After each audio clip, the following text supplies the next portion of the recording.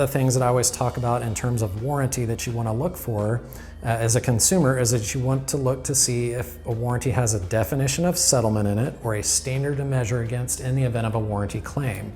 In order to make that definition of settlement valid, the contractor who did your foundation repairs would have had to have taken elevations.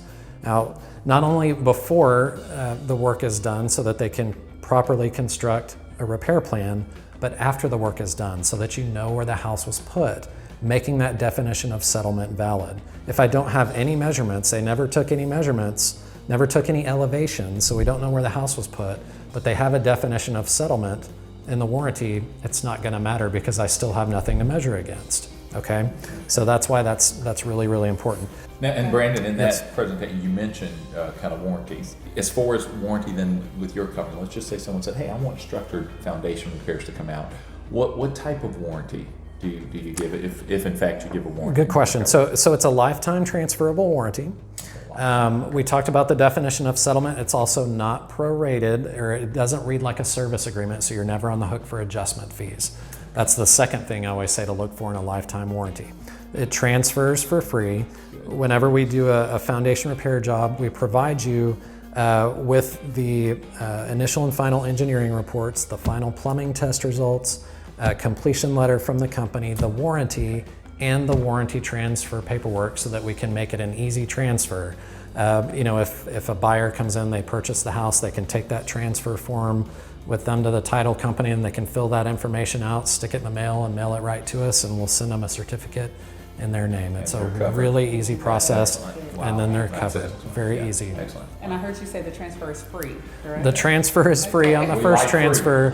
Subsequent transfers, there is a fee, but on the first transfer, because we work with so many folks that are buying or selling real estate, then we know we need to make that an easy transfer, and there's no reason that we can't. So.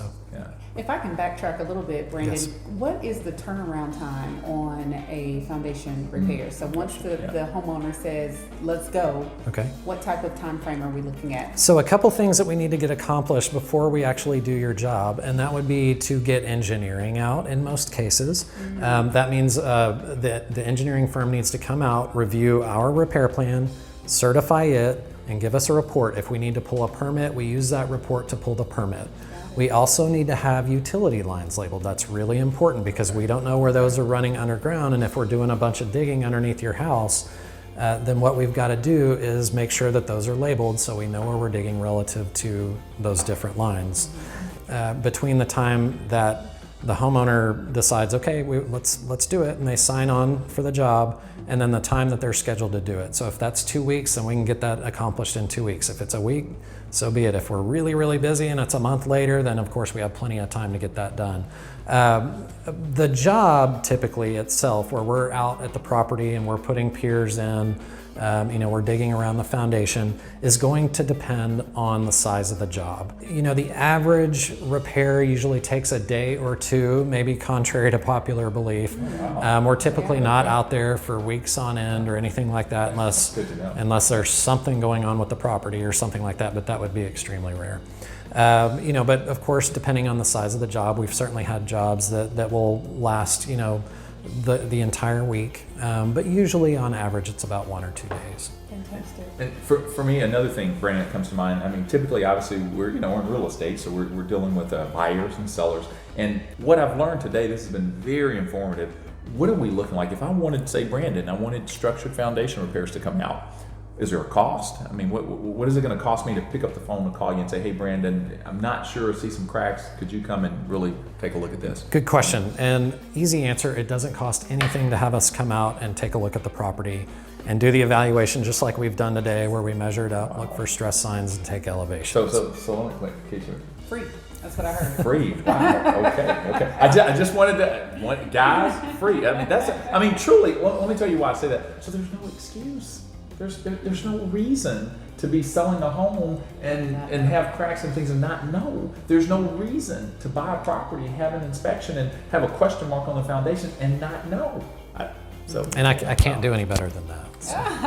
Excellent. Well, Brandon, do you do both types? Do you do slab and pier and beam foundation? We do. Another good question. We do. The difference between an evaluation done on a slab like we've done here today and an evaluation done on a pier and beam is that I have to put my nice blue crawl suit on. I get a screwdriver and I get a flashlight. The screwdriver is so I can poke at the wood or poke at anything that tries to poke at me. And then I crawl underneath and I look at the different members that make up the understructure. So the construction of a pier and beam is typically going to include piers, beams, joists, subfloors, sill plates, things that you may or may not be familiar with. But when we go underneath these homes, I'm taking that screwdriver, I'm shining my light on it first, and I'm taking that screwdriver and I'm poking at it to see if it's rotted, cracked, broken, make sure that the piers are straight up and down or if they're cantilevered over. I'm gonna look at the shims. Maybe it needs a reset, re-shim, which is a very basic type of foundation repair when it comes to pier and beam. We also look at things like drainage and stuff like that. We've got pier and beam homes that will retain water underneath, and sometimes that has to be dealt with too. Sometimes we have pier and beams that you can't get underneath, because they're too close to the ground. And when you have to... I always wondered about that. Like, I'll see guys on like it's pier and beam, but it's like 6 inches. What do you do too close to the ground is not good. But if a repair needs to be done, then that is either going to entail one of two things. We're going to have to either go in from the top, which means taking all the floors up and working from above, or tunneling underneath. Both pretty expensive propositions, but digging is always extremely time consuming, very labor intensive, and so of course that's going to wind up being the more expensive proposition. But sometimes a necessary step, just depending on the house. But we like it when there's plenty of crawl space and the crews can get under there and they can replace any wood that they need to replace or make any adjustments that they need adjusted.